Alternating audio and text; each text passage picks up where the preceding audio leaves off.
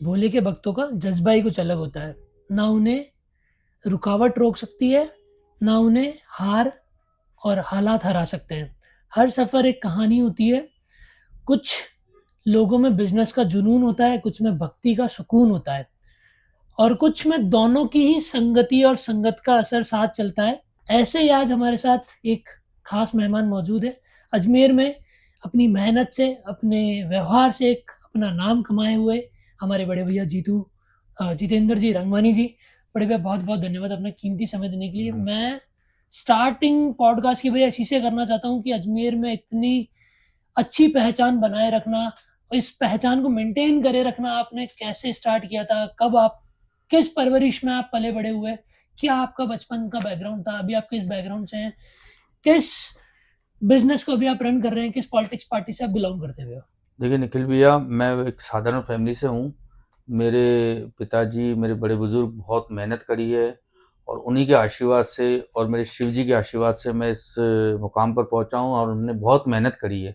जो आज लोगों को दिखता है कि मैं ऐसे रहता हूँ, ऐसा लेवल मेंटेन कर रखा है, तो उसके लिए मैंने दिन और रात एक करी है। हमारे बड़े बुजुर्गों ने बहुत दिन और रात एक करी है, तो उसी की वजह से आज मैं यहाँ इस मुकाम पे हूँ। आपका बचपन कैसा रहा भैया? अगर मैं बचपन की बात करता हूँ भई आपका बचपन कैसा रहा? मेरा बचपन बहुत साधारण रहा। ये है कि मैंने पढ़ाई बहुत कम करी है। हुँ, कारण कि मैं मध्यम वर्ग परिवार से था, तो काम पे भी ध्यान देना पड़ता था। का उस टाइम मैं स्कूल से छूट के सीधा शॉप पे जाता था और व्यापार मैंने बचपन से ही करा है। ठीक है। आपने अभी शिव भक्ति की बात करी थी कि आपने बचपन से शिव भक्ति स्टार्ट कर ली थी। आपके हिसाब से शिव भक्ति का असली मतलब क्या है भैया? शिव भक्ति समझो आज की तारीख में पूरी सृष्टि में जो है शिव ही है। आप अगर उनको कभी भी किसी भी परिस्थिति में बुलाएँगे तो शिव ही आएँगे। ठीक है। उनका आशीर्वाद खूब है मेरे ऊपर और उनकी कृपा से ही आज मैं हूँ इसी मुकाम पे, उनकी कृपा से ही हूँ।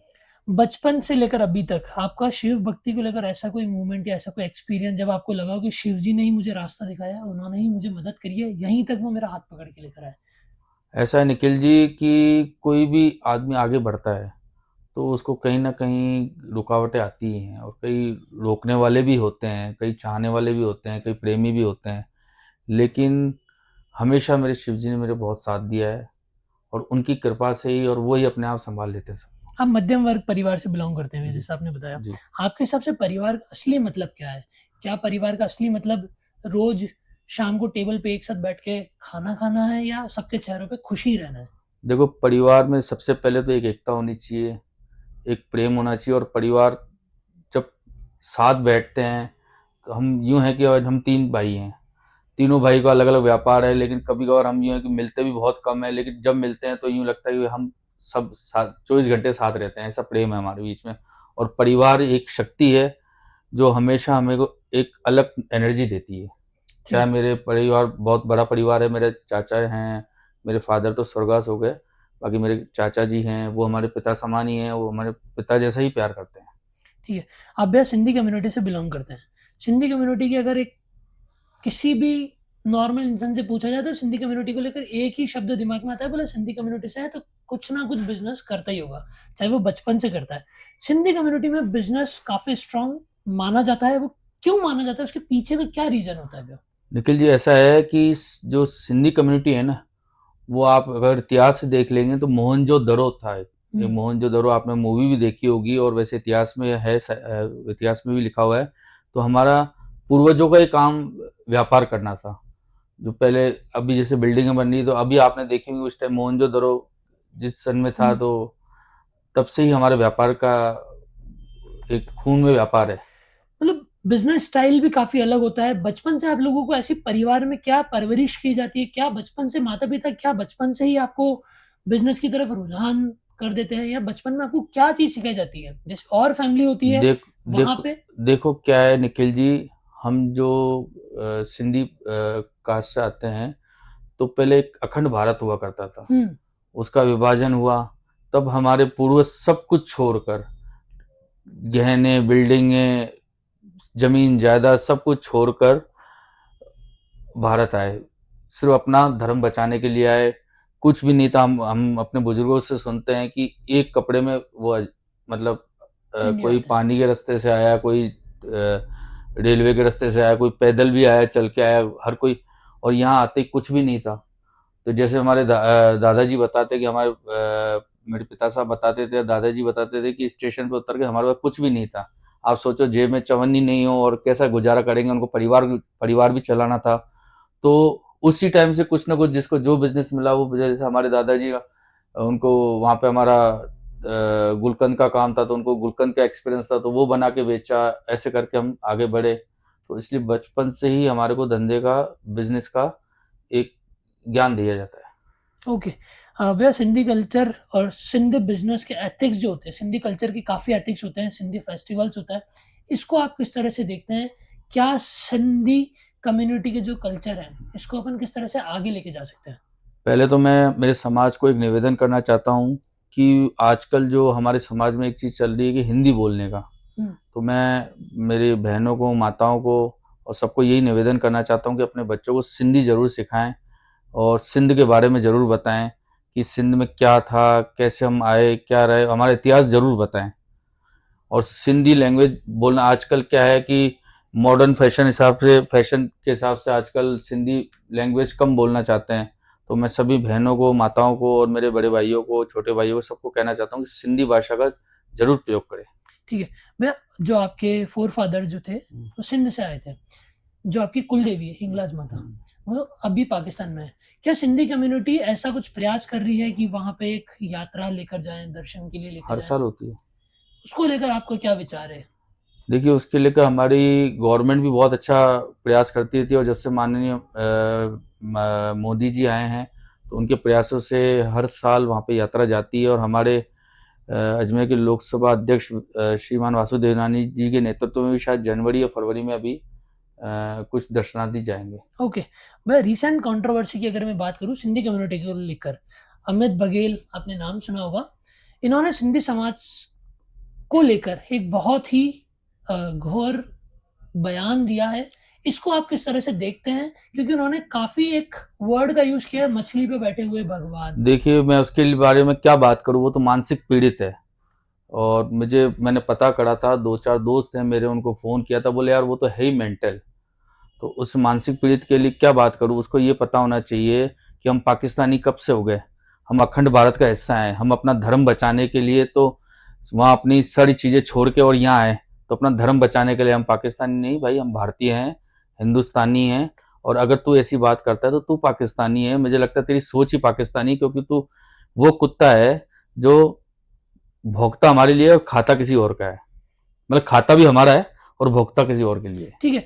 कहीं ना कहीं आपको ये बयान ऐसा तो नहीं लगता है कि कहीं ना कहीं सिंधी समाज की अवेयरनेस को लेकर उनके दिमाग में देखो कमी है? सिंधी समाज। देखो निखिल भैया, क्या है, सिंधी समाज है ना, वो व्यापार करने में व्यस्त रहता है। वो ये चाहता है कि मेरा परिवार और मेरा समाज कैसे आगे बढ़े। वो इनके पीछे पड़ता रहेगा। अभी अगर 2 घंटे भी खराब करे तो इसके लिए खराब करे, तो वो महत्व नहीं है।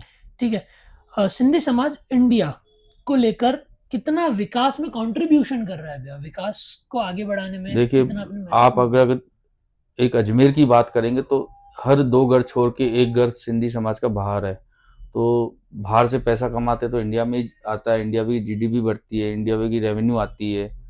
तो बहुत बड़ा हिस्सा है, और सबसे ज़्यादा टैक्स पेयर ही मेरे साथ सिंधी हैं। ओके। आपके हिसाब से सिंधी ट्रेडिशनल चेटी चंद जुलूस आपका जो निकलता है, सबसे बड़ा त्यौहार आपका सिंधी कम्युनिटी में वही है, उसको लेकर आपका क्या कहना है? देखिए कल्चर जो है सिंधी फेस्टिवल से दूर होता जा रहा है। काफी लोग जो होते हैं, जैसे हमारी मारवाड़ी फैमिली में होते हैं, दूर दूर से लोग बाग हमारे फेस्टिवल्स पे आते हैं, उस टाइम पे नहीं आते हैं आपके काफी लोग। उसको लेकर आपका नहीं, क्या ऐसा कहना कुछ नहीं है। आपको या तो गलत जानकारी होगी। मैं बताऊं आपको, चेटी चंड एक ऐसा फंक्शन है, एक ऐसा हमारा फेस्टिवल है। तो मेरे दोस्त लोग जो विदेशों में रहते हैं, वो फ़ोन करते हैं, भाई किस तारीख को है, हमारी टिकट बुक कराओ और ये करो। भाई टिकट ही बुक करा देते हैं पहले एडवांस, साल साल भर पहले टिकट कहीं हुई बुक रहती है कि इस दिन अजमेर आना है, इस दिन अपने को फेस्टिवल। आपने देखा होगा कि इतना जोरदार, इतना उमंग किसी में नहीं रहता, और इतने युवाओं में इतना उमंग रहता है कि आप शायद जुलूस देखना कि उसमें सबसे ज़्यादा संख्या ही युवाओं की होती है। और सब अपने इष्ट देव को, अपने दुल्हन को बहुत प्रेम करते हैं। अभी अपन ने अमित बघेल को लेकर बात करी थी, मेरे को लगता है कहीं ना कहीं जिस तरह का आपने मुझे जवाब दिया है अमित बघेल के बयान को लेकर, वो जवाब कहीं ना कहीं उसके लिए, इतने बड़े स्टेटमेंट के लिए फिट नहीं बैठता। अगर मैं अमित बघेल की हिस्ट्री पे बात करता हूँ, मैंने उसके बारे में रिसर्च करी है, काफ़ी कम्युनिटी के लोगों ने, पंजाब हो गया, महाराष्ट्र हो गया, राजस्थान हो गया, काफ़ी अलग अलग कम्युनिटी के लोगों ने, बनियास, जैन, देखो मारवाड़ी, देख उन्होंने सिंधियों को सपोर्ट किया है, पर उसको सपोर्ट कोई क्यों नहीं कर रहा आज के टाइम में? देखो निखिल जी, उसका कारण ये है कि मैंने पहले भी कहा, अमित बघेल एक मानसिक पीड़ित है। उसकी वजह ये है कि देखो, वहाँ पे एक जौहर माता जी की तस्वीर खंडित हुई थी, उसके हमें भी बहुत दुख है, ऐसा बात नहीं। उसके बाद उधर की गवर्नमेंट ने उस तस्वीर उस मूर्ति की वापस स्थापना भी कराई। और उसका जो बयान था, इससे पहले भी ये इस बयानों में जैन समुदाय के लिए, हमारे जैन भाइयों के लिए बोला था, तो उस टाइम भी ये जेल काट के आया है।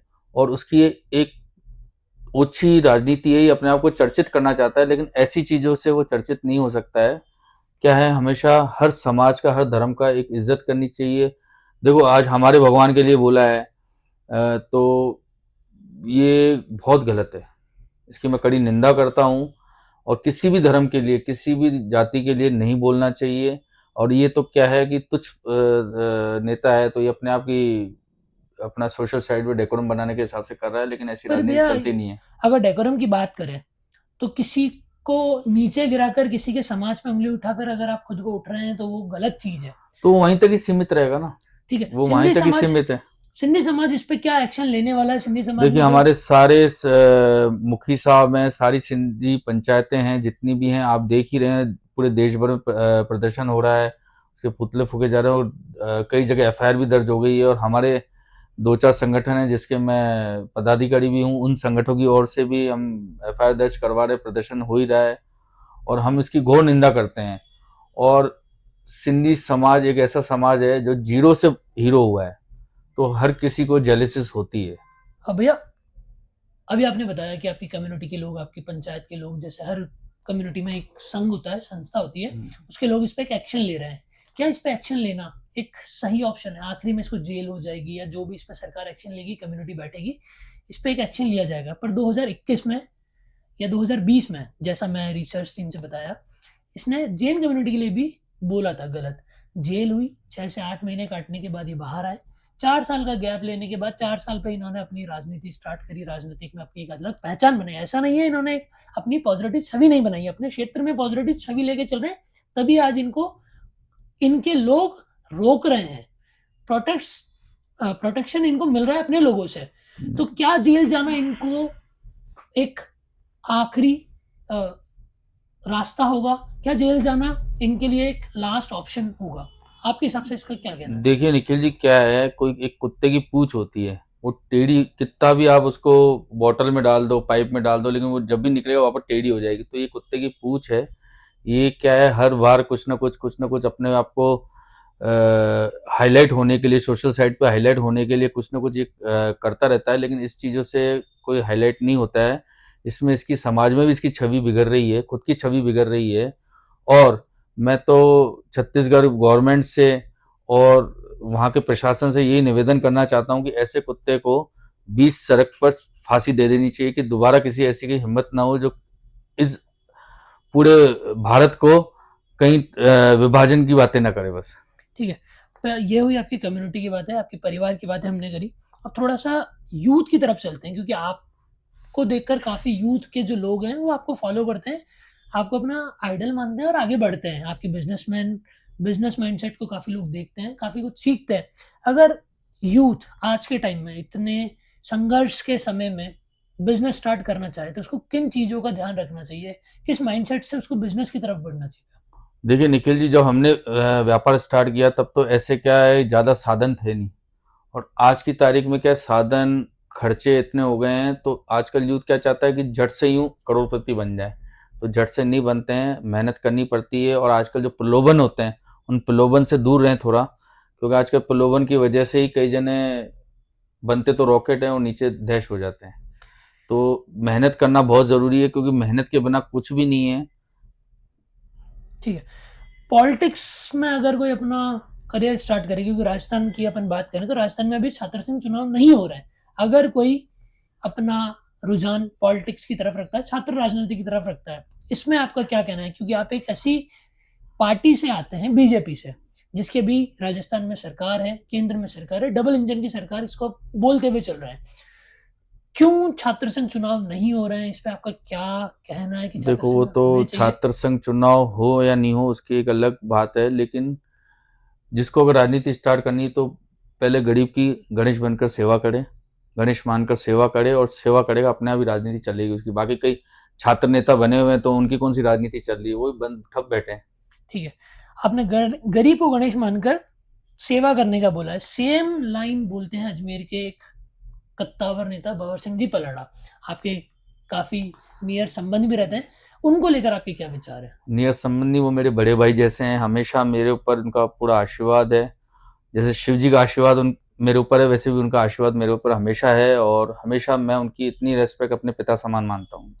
आपने उनसे क्या सीखा अपने जीवन में जो उन आपको आज फॉलो कर रहे हो आप? उनसे ही मैंने यही सीखा है कि मेहनत बहुत ज़रूरी है, मेहनत करना, मेहनत करोगे तो ही फल मिलेगा। कब से वो आपके साथ हैं? किस संघर्ष में आपने उनको देखा है और उन्होंने आपको देखा है?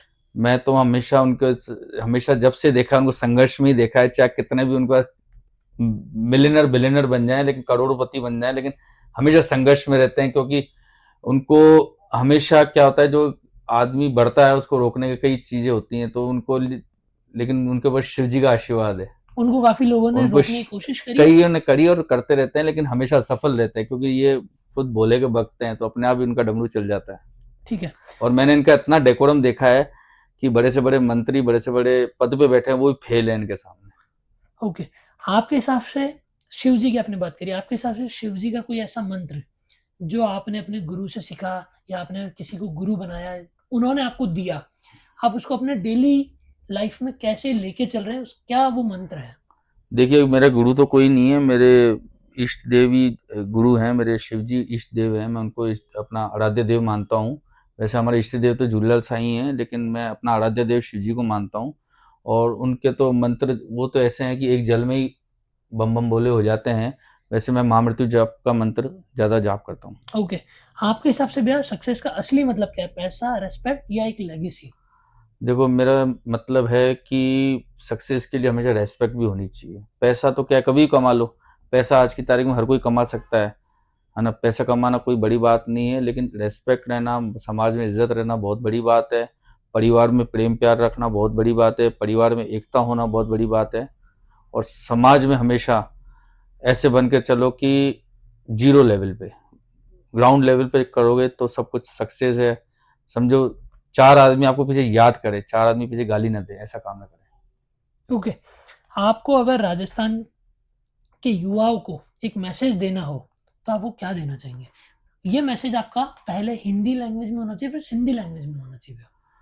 बस मेरा एक ही मैसेज है कि अपने हमेशा परिवार के साथ खड़े रहो, क्योंकि सिर्फ आपका परिवार ही आपका साथ देगा और कोई साथ नहीं देगा। समाज हमेशा साथ देगा और कोई साथ नहीं देगा।